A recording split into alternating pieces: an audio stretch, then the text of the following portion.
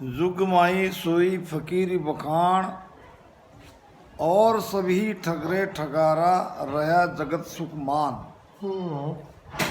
सच्चे जोगी कौन है उसकी व्याख्या गुरु महाराज ने करी है। असल जोगी, इसका मतलब नकल जोगी रहना ही चाहिए। जब असल जोगी के बारे में कह रहे हैं तो उसकी नकल होनी ही चाहिए, नहीं तो क्या जरूरत थी महाराज को ये कहने की। क्योंकि हम नकली साधु के संग लग सकते हैं, इसलिए हमें सावधान कर रहे हैं कि उसकी पहचान करो, वो क्या चाहता है हमसे। अगर कोई धन की आशा लेके आया है तो वो साधु हो नहीं सकता। असल जोगी टुकड़ा मांगे केवल और केवल आपका भला करने के लिए, आपको बंधन से मुक्त करने के लिए, आपको गुरु महाराज का ज्ञान समझाने के लिए स्वयं तकलीफ लेके आपके गांव में आता है और आपसे केवल भोजन की आशा रखता है तो वो असल जोगी है। टुकड़ा का मतलब भोजन की आशा, और कुछ नहीं चाहिए। असल जोगी टुकड़ा मांगे और सकल को त्याग, दुनिया से ती नहीं परोजन। बाकी दुनिया से कोई रिश्ता नहीं, दुनिया से कोई लेना देना नहीं, क्योंकि दुनिया से वो बहुत अलग हो चुका है। दुनिया से ती नहीं परोजन रया राम सुल्लाक, परमात्मा के नाम में वो रथ है। दुनिया से कोई लेना देना नहीं है। भगत के घर जाता भी है तो केवल भोजन के बस उतना ही उनकी अपेक्षा, बाकी तो देता ज़्यादा है और उसके बदले में केवल भोजन और भोजन की बात रखता है। एक जगह एक गुरु महाराज थे और उसका एक था चेला। अब चेले की घरवाली शिष्य नहीं बनी थी। अब ये गुरु महाराज हमेशा 15 दिन में, महीने में, 8 दिन में चेले के घर आ जाता था। अकेला नहीं, 4-4, 5-5 शिष्य को लेके। अब उस बिचारी को तो करना पड़ता सब। पति के गुरुदेव आए हैं, क्या कहेंगे, लोक लज्जा तो रहती है। तो जितनी सेवा बनती उतनी करती। भक्ति में तो नहीं थी, चेली तो नहीं बनी थी, मगर भाव ठीक ठाक था। अब जैसे जैसे सेवा होने लगी वैसे वैसे गुरु महाराज ज़्यादा आने लगे। इधर उधर से आए कि चलो, इधर उधर से आए कि चलो। अब एक दिन तंग आ गई।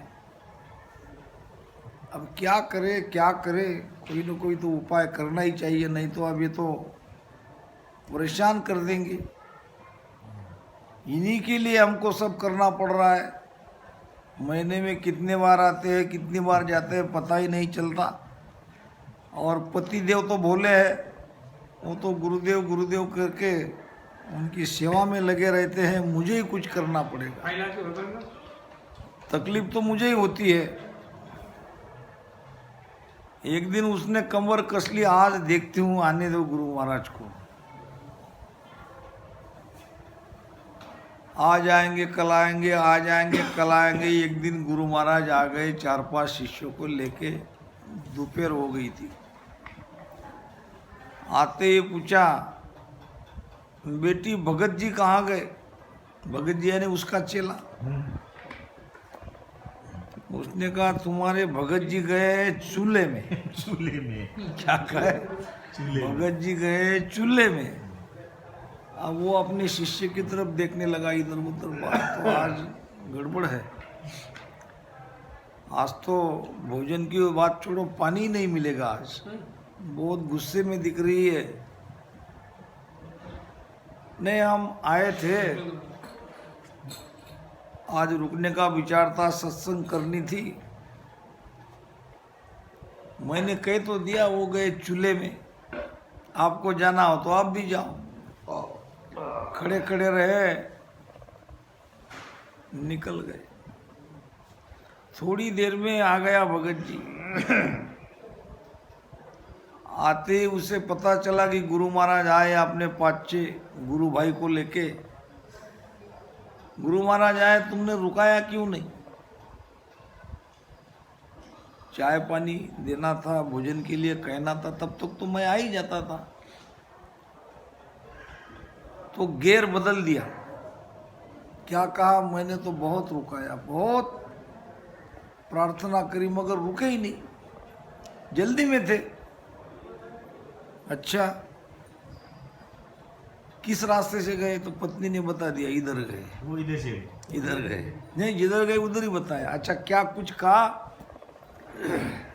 नहीं कहा तो कुछ नहीं। कह रहे थे कि ये रस्सी चाहिए और एक लकड़ी चाहिए।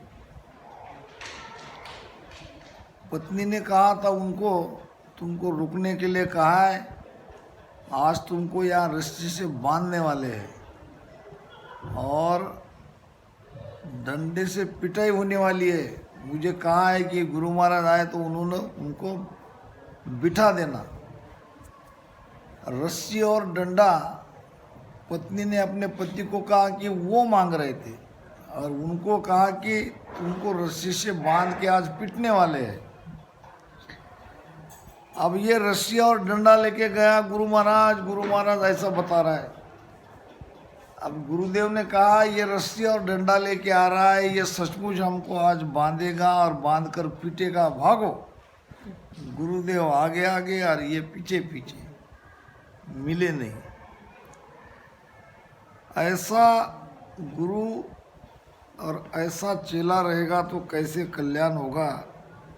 गुरु शिष्य का नाता एक अलग नाता है, दुनिया में ऐसा नाता नहीं है। गुरु तो ऐसा चाहिए शिष्य का कछु न ले। गुरु कैसा चाहिए? शिष्य का कछु न ले। शिष्य के लिए भी मर्यादा है। शिष्य तो ऐसा चाहिए तन मन धन सब दे। शिष्य कैसा चाहिए? तन मन धन पूरा ले लो। और गुरु कैसा चाहिए? कुछ भी न लेने वाला। और शिष्य तन मन धन सब कुछ दे दो। तन भी दे दिया, मन भी दे दिया, धन भी दे दिया। ये देखो, ये पूरा जितना पैसा खजाना मैंने तुम्हारे सामने रख दिया। शिष्य का भाव तो ये चाहिए, और गुरु उसमें से 1 रुपया को नहीं छूने वाला चाहिए, तब बात में। ये कोई महात्मा जी थे, एक गांव में सत्संग करने के लिए आए। लोगों ने रुपया पैसा भेंट चढ़ाना चाहा, पहले दिन मना कर दिया सबको, कोई मेरे पास रुपया नहीं लाए। गांव में वार्ता फैल गई, बहुत अच्छे महात्मा जी आए, 1 रुपया को नहीं छूते। गांव में था एक कंजूस सेठ, लोग उसको कंजूस के नाम से पुकारते थे। 1 रुपया कहीं दान पुण्य नहीं करता था, कहीं धर्म का काम नहीं करता था। कंजूस सेठ को लगा कि चलो आज ये जो मुझे लोग कंजूस कंजूस कहते हैं, आज लोगों को बता देता हूँ कि मैं कंजूस नहीं हूँ। उसने प्लान बनाया, ये महात्मा जी को पैसे देने के लिए जाएंगे। महात्मा जी कैसे है? लेते ही नहीं, न लेने वाले, और हमको तो देना है। लोग देखेंगे इतना पैसा दे रहा है। हम तो सेठ जी को कंजूस समझते थे, ये तो दानी है। गुरु महाराज के सामने वो पैसा देंगे, गुरु महाराज तो नहीं लेंगे। मेरा पैसा मेरे पास, और मेरी जो बदनामी होती है ये भी मिट जाएगी। गले में 100-100 की, 500-500 की ऐसे हार बना के 1-2 लाख रुपए लेके गया। ऐसा चल रहा सेठ जी। वाह, सेठ जी ने कितने पैसे लाए, कमाल हो गई। आज सेठ जी से दिन कैसा निकला, आज तक हमने किसी को 1 रुपया देते नहीं देखा, ये तो लाखों रुपए की माला गले में डाल के आ रहा है और सीधा चला गया महात्मा जी के पास। चरण छू लिए, गले में की माला डाल दी, कहा गुरुदेव ये छोटी सी भेंट स्वीकार करें। अब गुरुदेव ने कहा मैं तो पैसा लेता नहीं, मगर चलो आज ले ही लेता हूँ। क्या कहा? आज ले ही लेता हूँ। ऐसा करके उसने रख दिया।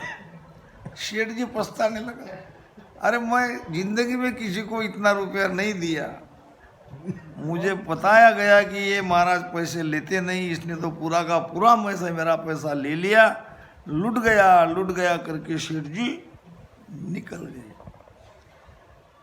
तो गुरु तो ऐसा चाहिए जिसका कछु न ले, अपने निजी स्वार्थ के लिए शिष्य का कुछ भी लेना नहीं चाहिए। धर्म कार्य में लगे हैं वो बात अलग है, अपने स्वार्थ के लिए अगर किसी का धन लेते हैं तो बिल्कुल वो दोषी है, उसको कर्म लगेगा, उसको कर्म भुगतना पड़ेगा। निजी स्वार्थ के लिए कहीं जाना भी नहीं चाहिए, किसी लोभ लालच के लिए भी कहीं जाना ठीक नहीं है। बहुत अच्छी कथा आती है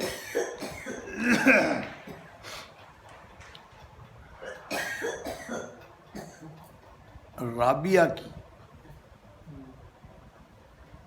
मुसलमान संत थी राबिया, और त्याग और वैराग की वो सचमुच देवी थी। स्वयं वैसा रहती थी, लोगों को उपदेश देती थी कि किसी से कुछ लो मत, लोगे तो ऋणी हो जाओगे और ये ऋण तुम्हें अगले जन्म में चुकाना पड़ेगा, उसके लिए आना पड़ेगा। और लेती भी नहीं थी और यही उपदेश लोगों को कहती भी थी। अब उम्र हो गई, एक दिन वो खुदा को प्यारी हो गई, मर गई तो उसको दफनाने के लिए ले गए। दफनाने के बाद रात में वहाँ मुसलमान के क्या रहता है कि वो ताबूत में अंदर ज़मीन में गाड़ देते हैं, चोर लोग आके वो ताबूत को खोलते हैं, उसमें ऊंची वस्त्र, गहने, रुपया पैसा जो भी वो लाश के पास लोगों ने रखा है वो सब ले जाते हैं। अब भक्त राबिया का वो ताबीत जब रात में चोरों ने खोला तो वहाँ आजू बाजू छोटे बड़े सर्प ही सर्प थे, लाश के आजू बाजू। देख के घबरा गए, ये क्या? काजी को कहा कि संत तो बहुत ऊंची थी, उसके ताबूत में ये सर्प कैसे छोटे बड़े, चारों तरफ सर्प ही सर्प थे। जब उसका पता लगाया तो ये बाजू वाले का जो घर था वो था घास का। राबिया उपदेश तो देती थी किसी को कुछ लेना नहीं है, मगर वो घास से छोटी छोटी लकड़ी दांत कोरने के लिए लेती थी, दूसरे की झोपड़ी की। अब यही जो छोटी छोटी वो लकड़ियाँ हैं वो सर्प बन के उसके चारों तरफ घूमने लगी। कुरान में ये कथा है। कहने का मतलब असल जोगी के लक्षण यही है, कुछ भी ना ले, कुछ भी संग्रह ना करे, एक जगह टिके नहीं। साधु एक जगह टिकना नहीं चाहिए। बहता पानी निर्मला और ठहरा गंदा होए। पानी अगर एक जगह रुक जाता है, बहता नहीं तो क्या होता है? गंदा हो जाता है। बहता हुआ पानी निर्मल होता है। साधु एक गांव से दूसरे गांव से गया तो वो निर्मल है। एक जगह अगर रुक गया 8 दिन 10 दिन 15 दिन कुछ न कुछ तो गड़बड़ हो ही जाएगी। लोग अलग अलग नज़रों से देखेंगे। वहाँ भी एक घर में नहीं रहना चाहिए। अगर है भगत तो ये कि हाँ आज कल वहाँ परसों वहाँ।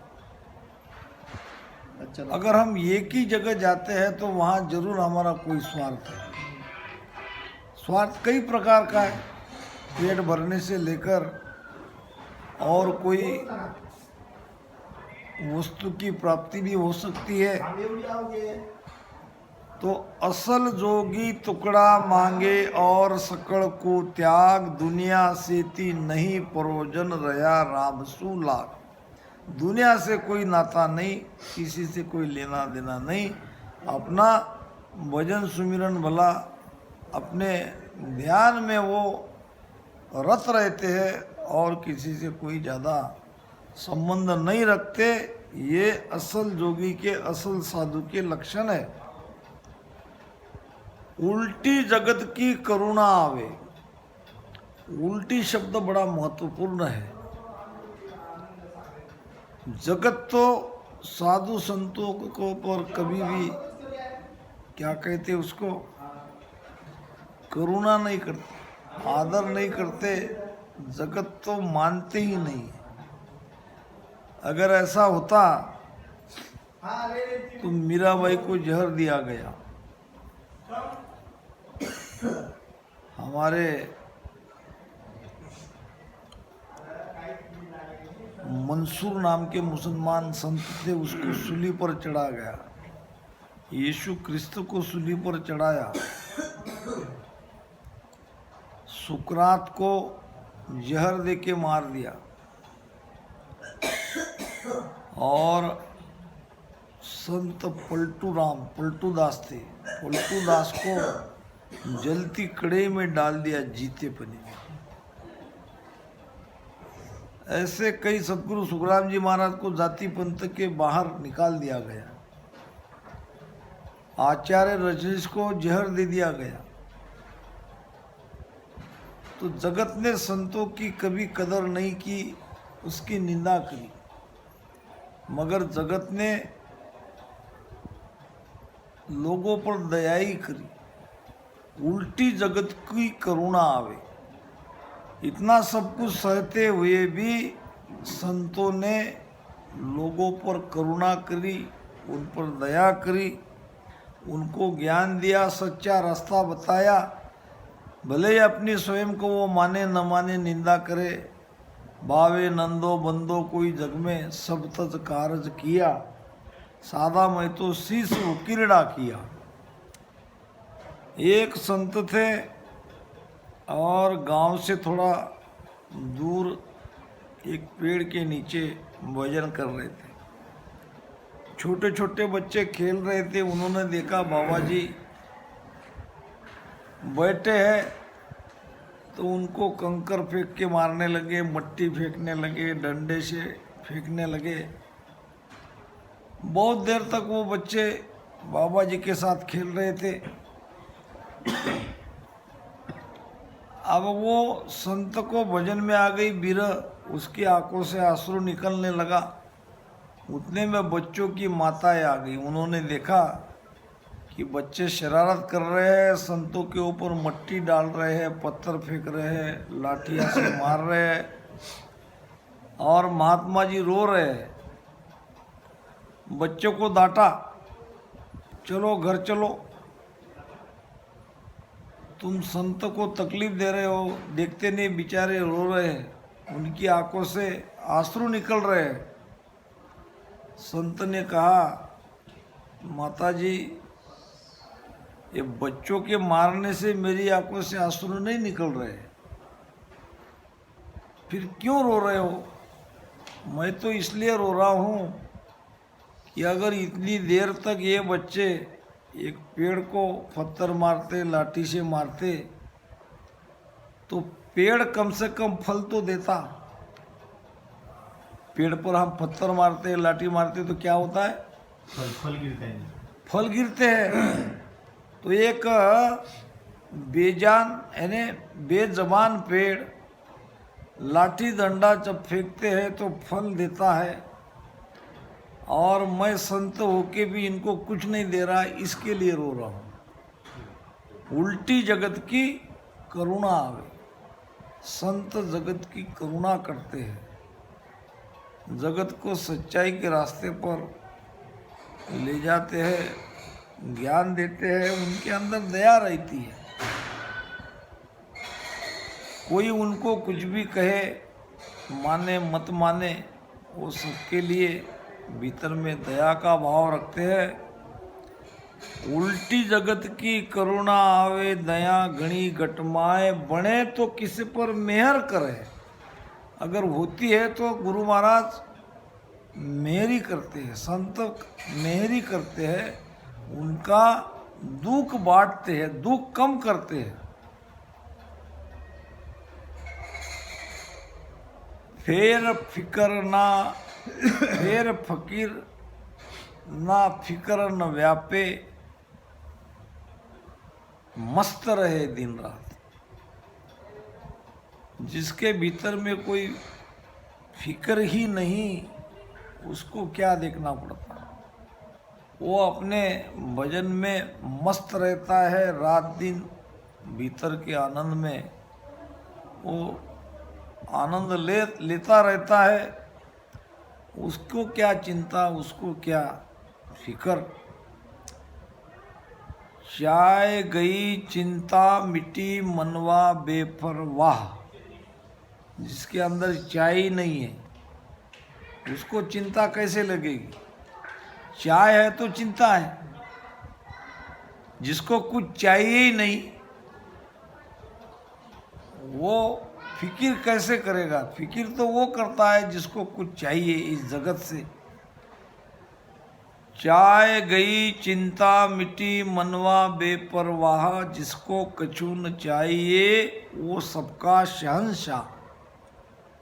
जिसको कुछ नहीं चाहिए वो शहंशाह है, वो बादशाह है। और जिसको चाहिए चाहिए चाहिए चाहिए वो फकीर है, वो सबसे भिखारी है।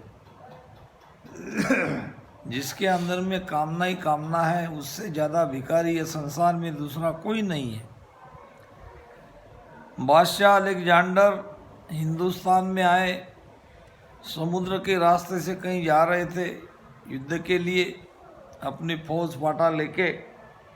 रास्ते में एक संत पड़े थे, एक लंगोटिया और एक लोटा।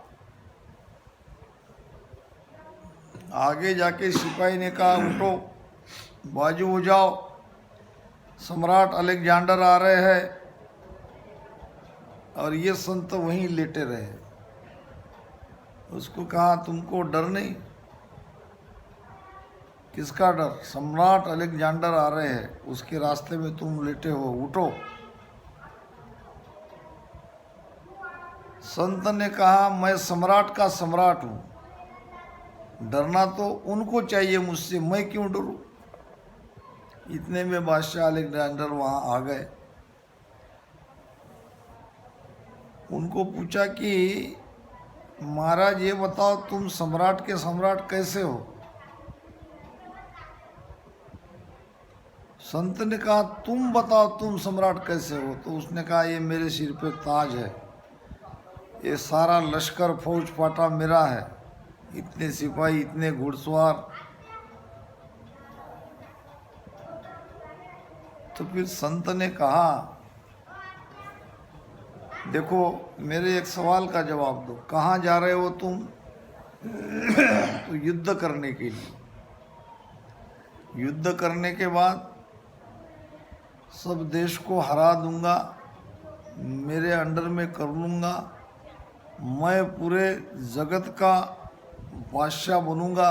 हाँ ठीक है, बन गए बादशाह। उसके बाद जगत का बादशाह बनने के बाद फिर आपके जैसा आराम करूंगा, सो जाऊंगा।